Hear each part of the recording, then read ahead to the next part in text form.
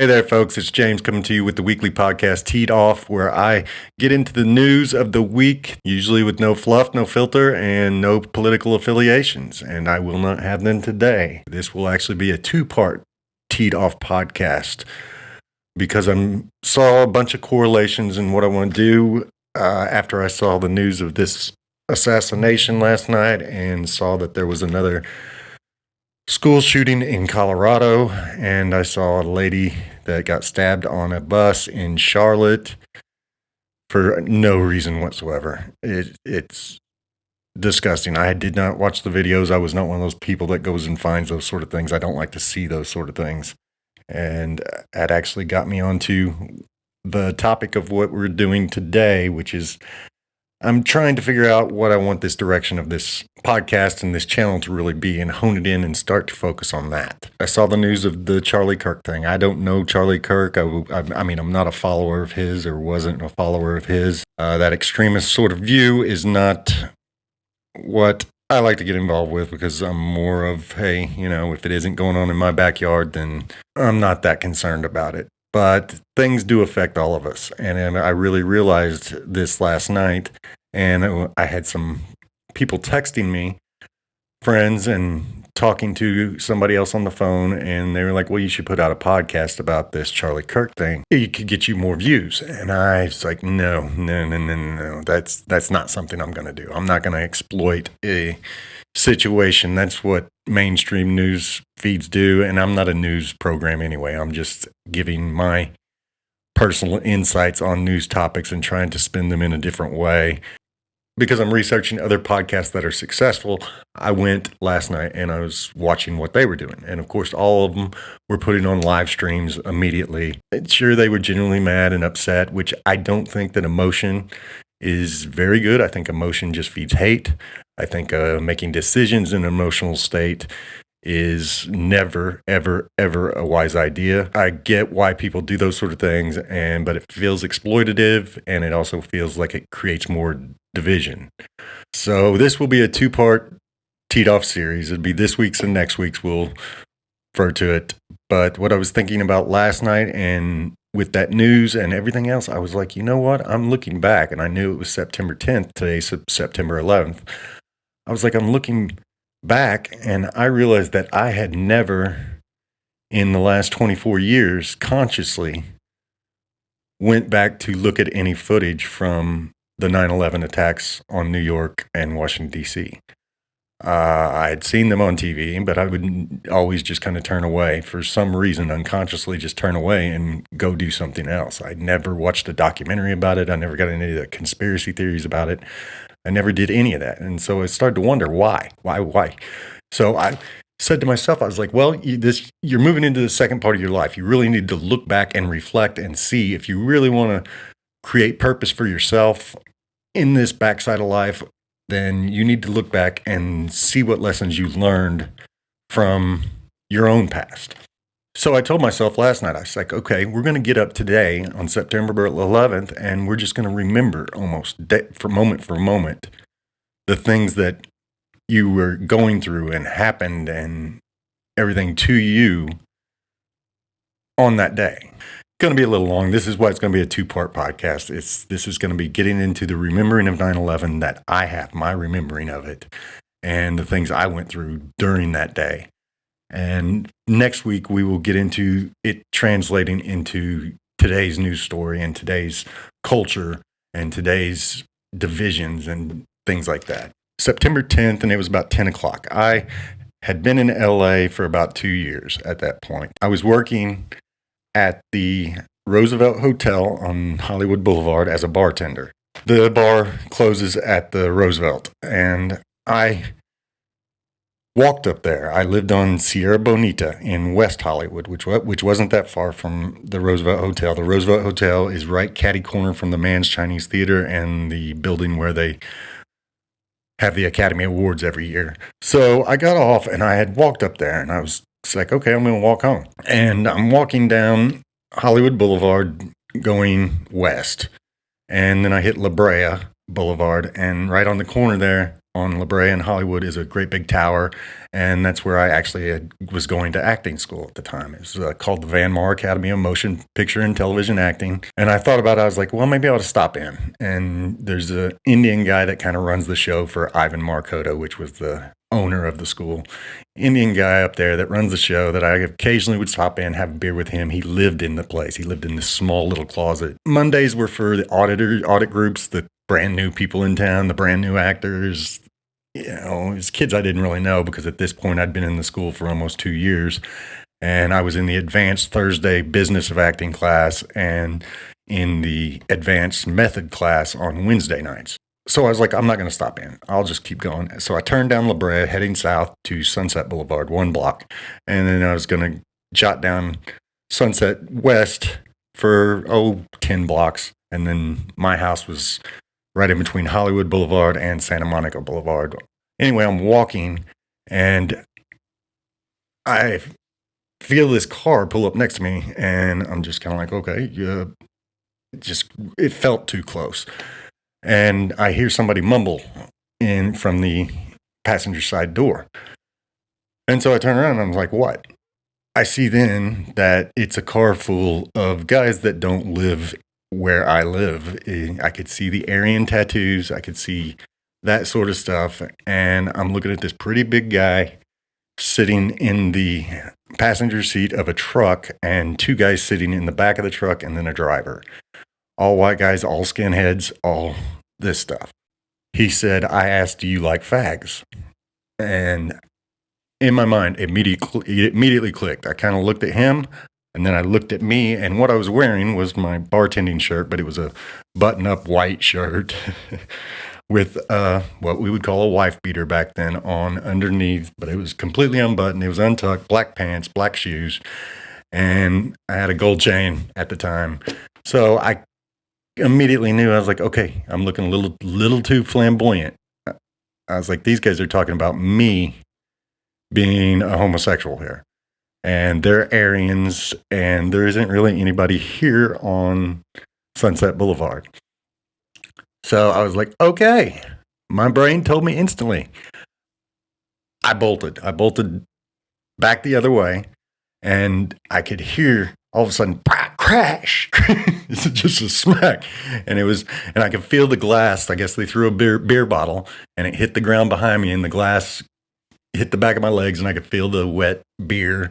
Fight or flight mode came in and I saw that I was nowhere near the going to win this fight. Actually, what was really going through my head, and I remembered this very vividly last night or this morning whenever I was thinking about it, was what was going through my head is like, Jim, you put yourself in a really dumb situation here. I was like, it was dumb to try to walk home. You should have just drove your car. Now, it still hadn't run through my mind that these guys could kill me or anything like that because you just don't think like that whenever you're 25 years old. I bolted and I felt that beer bottle and then I heard footsteps behind me. So I knew they were running after me. I could hear the screeching of tires as the truck was whipping around doing a U-turn right there on Sunset Boulevard. Still wasn't scared because at this point, I'm 25 years old. I'm still very physically fit. I knew that I was going to get away from these guys, and I was in my neighborhood, and I was heading back up towards Hollywood Boulevard, and I knew my buddy lived up there. These guys, they weren't being able to run after me. They went back to the truck, and I knew that they were kind of whipping around, going to come down Hollywood Boulevard and try to find me. I called my buddy and I was like, hey man, are you at home? My buddy's like, no, I'm down at the Yay Coach and Horses, which is this little pub that Alfred Hitchcock used to hang out that was right on Sunset Boulevard by my house. I was like, is everybody down there as far as our friends? And he's like, yeah, it's me. He was my buddy Sammy. He was actually, him and Tom, my roommate, were my closest friends at the time. They were down there, and my buddy Prince, who is a gay black man that was a good buddy of mine out there too, and my buddy Mike, who was from Texas, and he was just built like a tank. So I was like, okay, I'll get right down there. So I took back ways and got all down there and got down to the Yay Coach and Horses.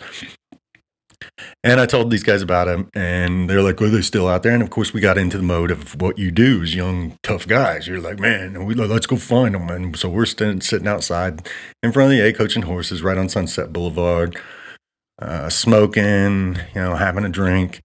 Everything else, just looking for this truck, just looking, like we're going to get these guys, going to get it. I had an audition the next day for a USC film school project. So I was like, okay, I'm going to go home, go to bed. It was midnight. And so, hey, just living the life in Hollywood, doing what Hollywood kids did back then. Living the dream. That's what I was doing. And that was September 10th, and that's how I went to bed. Which brings us to September 11th. It was early in the morning. Actually, I know exactly what time it was. It was 6:07.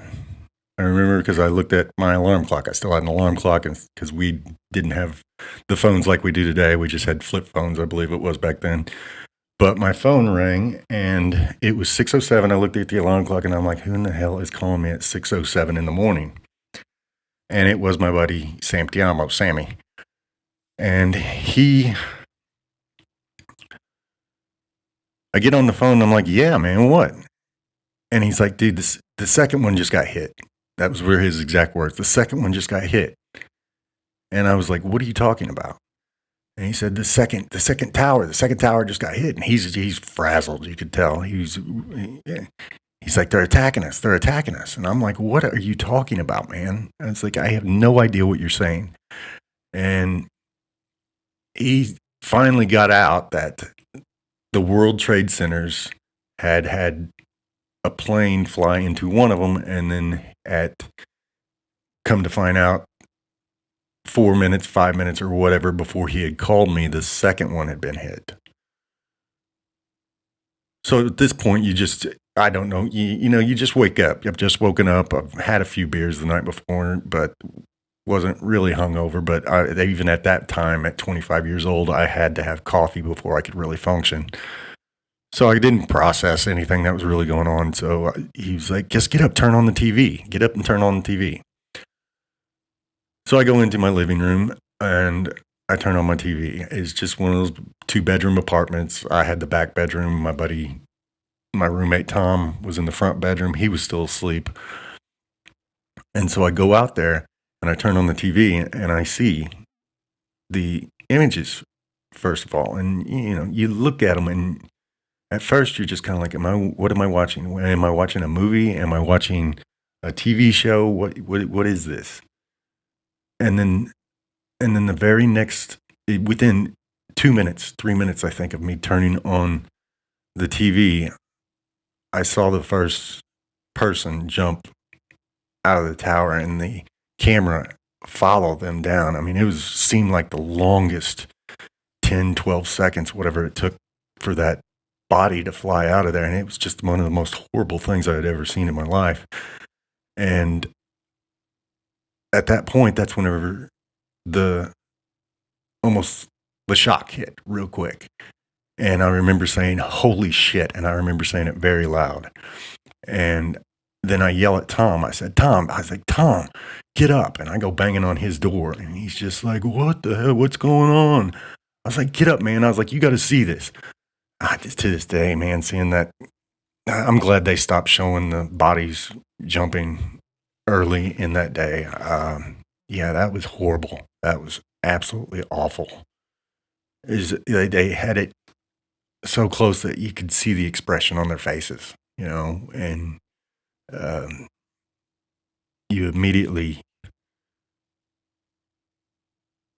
because whenever me and Tom came back out there, they were still showing people jumping out of that first tower.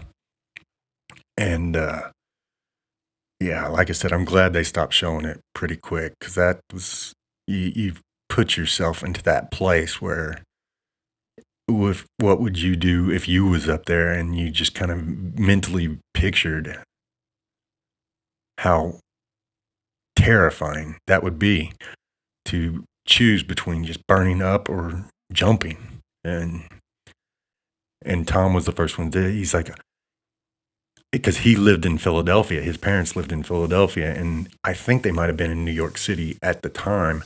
So he's like, I got to call my parents. And I was like, oh, yeah, hell yeah.